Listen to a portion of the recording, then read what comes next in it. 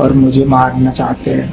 मैं अंजलि के घर पर हूँ, मुझे कुछ भी होता है तो ये लोग सब जिम्मेदार हैं। उसके प्रेमी ने बोला उस भाई को कि तू यहाँ से चला जा, तेरा मतलब नहीं है तो तेरे साथ अच्छा नहीं होगा। उन लोगों ने धमकी भी दी थी। मेरे भाई को जब पता लगा तो मेरे भाई ने मुझसे कांटेक्ट किया था कि बहन ये लोग मुझे मार डालेंगे। मैं ये फांसी के फंदे पे लटका हुआ था। मैंने बोला मेरी मुलाकात कराओ, मैं जानना चाहती हूँ। मेरी किसी ने कोई मुलाकात नहीं कराई। अपने आप ही वहाँ पे जो भी मिले हुए थे लोग, था उसे डर था कि लोग मुझे मार देंगे। वो निकल नहीं पाया। जैसे उसने मेरे को वीडियो बना के भेजा है, शायद किसी ने उसे देख लिया था। सोशल मीडिया पर आजकल अपना जीवन साथी ढूंढने का एक ट्रेंड सा चल चुका है। इंस्टाग्राम पर एक लड़की का मैसेज आता है हाय का, और एक युवक उसको एक्सेप्ट करता है। मैसेज में दोनों की बातचीत शुरू हो जाती है। कुछ दिन तक बातचीत होती है और फिर वो बातचीत प्यार में तब्दील हो जाती है। लगातार 1 महीने की बातचीत के बाद में दोनों फैसला करते हैं कि अब हम शादी कर लेते हैं। दोनों घर से दुबक छिपक कर शादी कर लेते हैं किसी मंदिर में, और फिर 5 महीने के लिए बिल्कुल गायब हो जाते हैं। 5 महीने के बाद फिर अपने घर पर वो लड़की लेकर उस लड़के को पहुंचती है कि हमने अभी हाल फिलहाल में शादी की है। यानी वो कहते हैं कि हम शादी करके सीधा आपके पास आ रहे हैं। घर वाले उस वक्त उसे उन दोनों को एक्सेप्ट कर लेते हैं कि चलो जो तुमने किया वो ठीक किया। घर पर रहते हुए बराबर में ही वहाँ किराए का मकान पर दोनों रहने लगते हैं।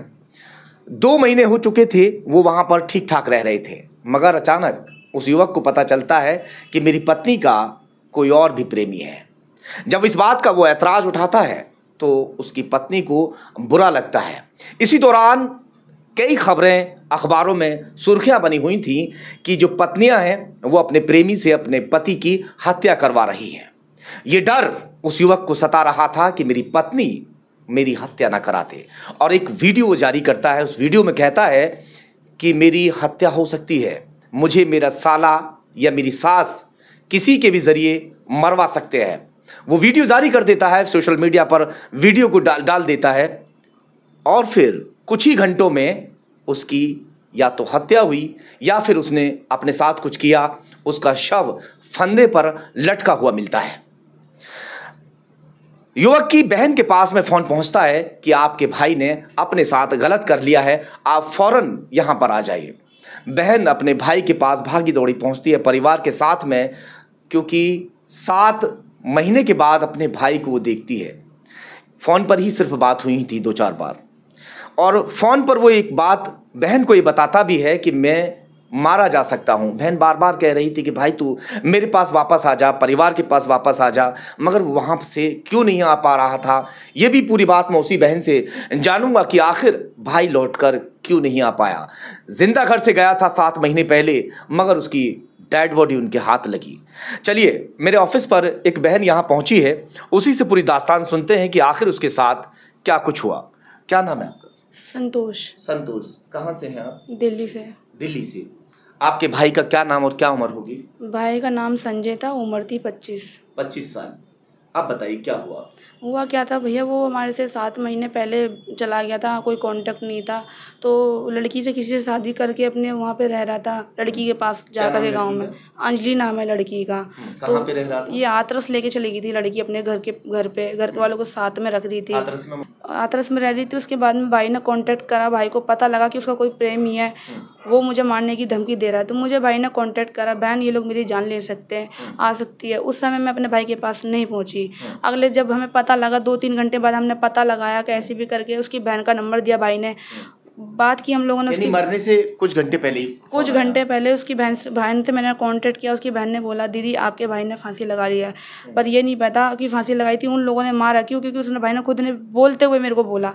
फिर हम लोग अंजलि जो संजय से मिली आपके भाई से, वो कहाँ मिली थी, कैसे इनकी मुलाकात हुई थी, वो थोड़ा सा बताइए। वो ये लोग इंस्टाग्राम पे इनकी बात हुई थी, जो भी कुछ है इंस्टाग्राम पे हुआ था।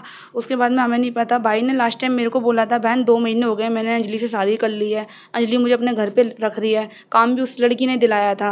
उसके प्रेमी ने बोला उस भाई को कि तू यहाँ से चला जा, तेरा मतलब नहीं है तो तेरे साथ अच्छा नहीं होगा। उन लोगों ने धमकी भी दी थी।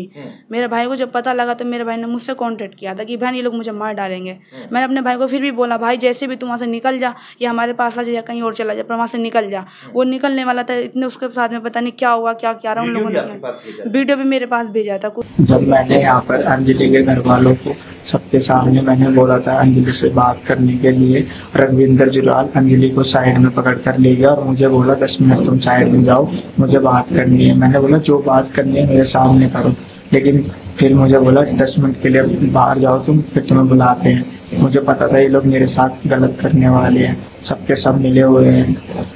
लेकिन मैं फिर साइड में गया, साइड में हुआ तो इन लोगों ने अंजलि को पता नहीं क्या बोला क्या नहीं, ये यहाँ से अंजलि को गाड़ी में बैठाकर पता नहीं कहाँ ले गए और मुझे मारना चाहते हैं। मैं अंजलि के घर पर हूँ, मुझे कुछ भी होता है तो ये लोग सब जिम्मेदार हैं।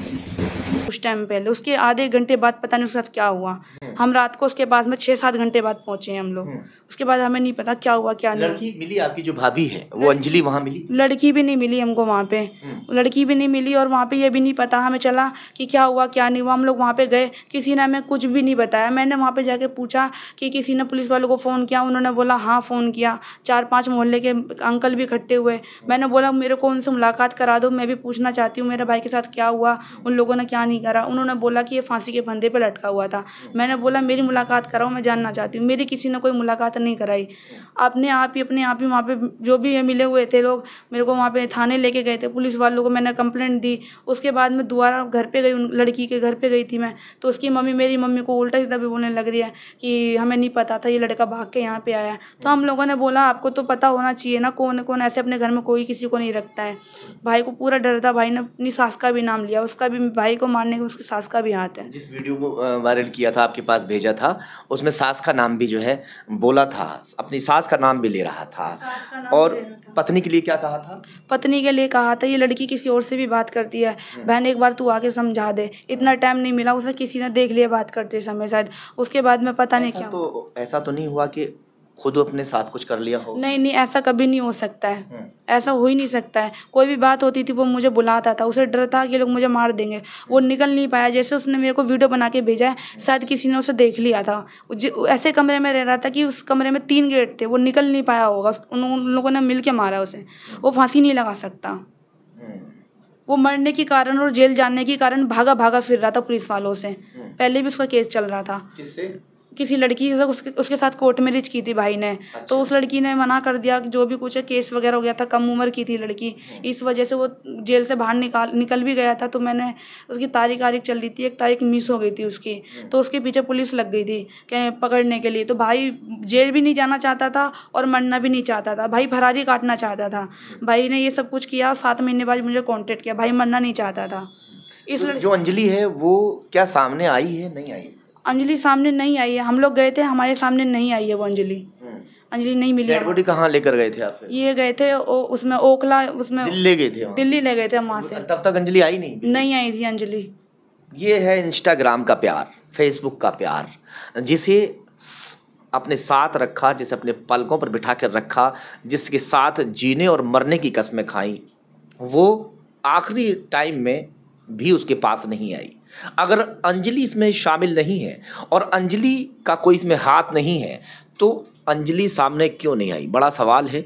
और इसी सवाल के जवाब के लिए जो बहन है वो लगातार अब चक्कर काट रही है थाने के। इंतज़ार है पोस्टमार्टम रिपोर्ट का। पोस्टमार्टम रिपोर्ट हाथ में आई कि नहीं? अभी नहीं आई है। उन्होंने मेरे को बोला था कि पोस्टमार्टम रिपोर्ट आ जाएगी। मैं हाथरस पे कल पहुंची तो मैंने फ़ोन किया पुलिस वाले अंकल को, उन्होंने मना करा। बोले कहने लगे थाने चले जाओ, रिपोर्ट आपको मिल जाएगी। मैं थाने गई तो उन्होंने मना करा, थाने में अभी रिपोर्ट नहीं आई है, इधर से उधर भेज रहे थे। मैं घर पर आके पुलिस वाले के जो नंबर थे, मेरी बात हुई थी थाने में, मैं उनसे कॉन्टेक्ट कर रही हूँ तो वो लोग वहाँ के फ़ोन उठा के गलत बता रहे, कह रहे मैडम आपने नंबर ही गलत मिलाया। एसएसपी साहब से भी मिले थे? एसएसपी ऑफिस भी गई थी, लेकिन मुझे वो सर नहीं मिले थे। संडे का दिन था, वो मेरी एप्लीकेशन वहाँ लेके गई थी। उन्होंने मुझे दोबारा उसी थाने भेज दिया जिस थाने मेरे भाई की कंप्लेंट हुई थी। किसी ने मेरी वहाँ सुनवाई नहीं की है। कोई सुनवाई नहीं हो पाई। पोस्टमार्टम रिपोर्ट जो है अभी हाथ में नहीं आई अभी हाथ में। चलिए खैर, पोस्टमार्टम रिपोर्ट में साफ होगा कि मामला हत्या का है या फिर कुछ और। हाल फिलहाल तो मैं आपसे बता दूं कि किसी तरह की इस बहन की कोई ऐसी मदद नहीं हो पाई है वहाँ। ये संतुष्ट नहीं है पुलिसिया कार्रवाई से। अगर वहाँ कार्रवाई सही हो गई होती तो शायद अब तक पोस्टमार्टम रिपोर्ट हाथ में होती, और अगर किसी ने उसका कत्ल किया है तो वो पुलिस की गिरफ्त में होता।